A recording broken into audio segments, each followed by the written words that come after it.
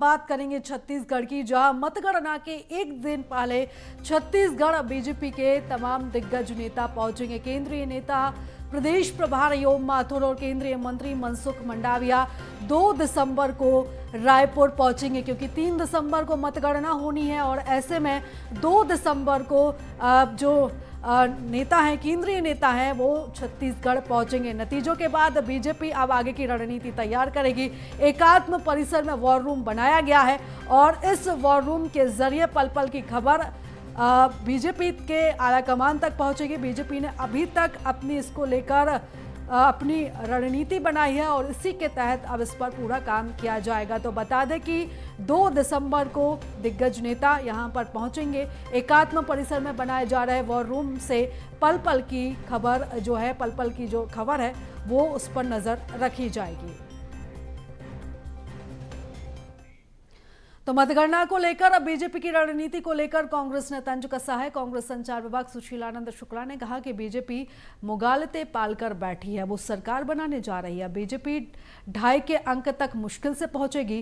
कोई भी रणनीति बना ले, सब धरी की धरी रह जाएगी। छत्तीसगढ़ में चाहे मनसुख मंडाविया आ जाए, चाहे चाणक्य अमित शाह आ जाए, सरकार तो कांग्रेस की ही बनेगी, जिसको लेकर अब बीजेपी ने भी पलटवार किया है।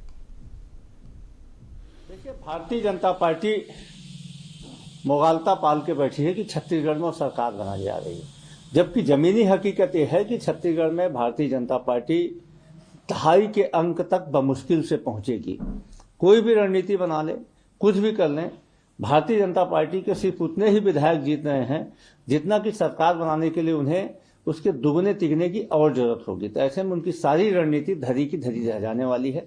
मनसुख मंडाविया जी आ जाएं या फिर उनके चाणक्य अमित शाह आ जाएं, छत्तीसगढ़ की जनता ने कांग्रेस को 3/4 बहुमत के हिसाब से मतदान किया है और देखिएगा अब 3 तारीख को यह दिखेगा।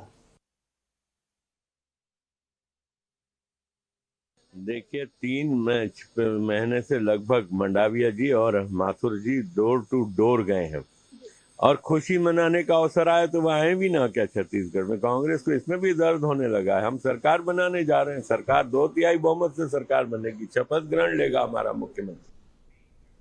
और चलो इस खबर पर ज्यादा जानकारी ले लेते हैं। संवाददाता दामनी बंजारे हमारे साथ जुड़ चुकी है। दामनी, 3 तारीख को मतगणना है, रिजल्ट घोषित हो जाएंगे और उससे पहले बीजेपी के दिग्गज नेता छत्तीसगढ़ में डेरा जमाएंगे। रणनीति के तहत एक वॉर रूम भी तैयार किया गया है। आखिर क्या कुछ बीजेपी की रणनीति रहने वाली है?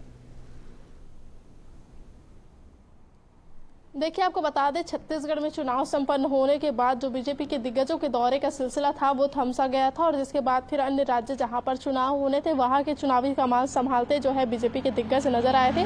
और 2 तारीख का दिन जो है वो बेहद ही खास होने वाला है, क्योंकि प्रदेश प्रभारी ओम माथुर और इसके साथ ही मनसुख मंडाविया का छत्तीसगढ़ दौरा होना कहा जा रहा है। और संभवतः वह छत्तीसगढ़ के दौरे पर जब आएंगे तो वॉर रूम जो एक तरह से तैयार किया गया है बीजेपी की, उस पर जो है चर्चा करने वाले हैं, बीजेपी की रणनीतियों पर बात करने वाले हैं। और बीजेपी की सरकार बनती है तो किन प्रकार से क्या कुछ किया जाएगा आगामी दिनों में, इसे लेकर जो चर्चाएं हैं वो होगी। और आपको बता दें कि बीजेपी की ओर से जो बीजेपी के प्रवक्ता है श्री चंद्र सुंदरानी, उनके ओर से साफ तौर पे बयान आया है कि हमारे दिग्गज आ रहे हैं तो क्यों उन्हें जो है कांग्रेस को दिक्कत हो रही है, क्योंकि हमें पता है कि बीजेपी के अगर दिग्गज आ रहे हैं मतलब साफ जाहिर है कि भाजपा की सरकार जो है छत्तीसगढ़ में बनने वाली है और इसका जश्न जो है वो मनाएगी और इसी वजह से जो बीजेपी के दिग्गज है वो छत्तीसगढ़ में आएंगे। और दूसरी ओर अगर हम बात करेंगे तो कांग्रेस का यही कहना है कि मुगालते पालने से कुछ हासिल नहीं होगा, जीत तो कांग्रेस को ही होगी। अब देखने वाली बात यह है कि किसको जीत हासिल होती है और क्या कुछ आगामी दिनों में दोनों ही पार्टियों के जीत हासिल होती है तो उनकी रणनीति होती है। अब आने वाले समय में जो 3 तारीख का दिन है वो ही जो है एक तरह से निर्धारण करेगा। बिल्कुल दामनी, देखना होगा कि क्या कुछ जो है किसकी जीत होती है, ये तो मतगणना के बाद ही पता चलेगा। फिलहाल तमाम जानकारी के लिए बहुत धन्यवाद आप।